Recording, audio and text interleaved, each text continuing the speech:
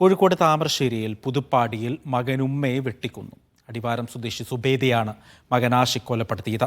സുബേദയുടെ സഹോദരിയുടെ വീട്ടിൽ വെച്ച് ഇന്ന് ഉച്ചയ്ക്കാണ് സംഭവം. ആഷിഖിനെ താമരശ്ശേരി പോലീസ് കസ്റ്റഡിയിലെടുത്തു. നിലവിളി ശബ്ദം കേട്ടെത്തിയ നാട്ടുകാരാണ് കൊലപാതക വിവരം പോലീസിൽ അറിയിച്ചത്. ആഷിഖും കൊല്ലപ്പെട്ട സുബൈദയും മാത്രമായിരുന്നു വീട്ടിലുണ്ടായിരുന്നത്. നാട്ടുകാരെത്തി വാതിൽ തുറക്കാൻ ആവശ്യപ്പെട്ടെങ്കിലും ആഷിഖ് തട്ടിക്കയറുകയായിരുന്നുവെന്ന് പ്രദേശവാസികൾ പറഞ്ഞു. അടുത്തുള്ള വീട്ടിലുള്ള ആളുകളെ സൗണ്ടിട്ടാണ് ഞാൻ അങ്ങോട്ട് എത്തിയിട്ടുള്ളത്.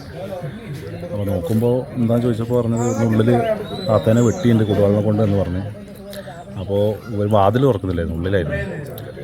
പിന്നെ സൗണ്ട് കെട്ടി കത്തിയും കൊണ്ട് കത്തിയും കൊണ്ട് പുറത്തേക്ക് വന്ന് ആർക്കാ കത്തി വേണ്ടതെന്ന് ചോദിച്ചാൽ അവിടെ വന്ന് പൈപ്പിന് എടുത്തുനിന്ന് കത്തിയും കഴുകി കത്തി അവിടെ വെച്ച് പിന്നെ ഉള്ളിൽ കയറി വാതിലടയ്ക്കുക ചെയ്തത്. ആഷിഖ് മയക്കുമരുന്നിന് അടിമയാണെന്നും നാട്ടുകാർ പറയുന്നു. നേരത്തെയും ഇയാൾ പ്രശ്നങ്ങൾ ഉണ്ടാക്കിയിട്ടുണ്ട്. കൊലപാതകത്തിന് മുമ്പ് അടുത്ത വീട്ടിൽ നിന്ന് തേങ്ങ പൊളിക്കാനെന്ന് പറഞ്ഞ് വെട്ടുകത്തി ആഷിഖ് വാങ്ങിയിരുന്നു.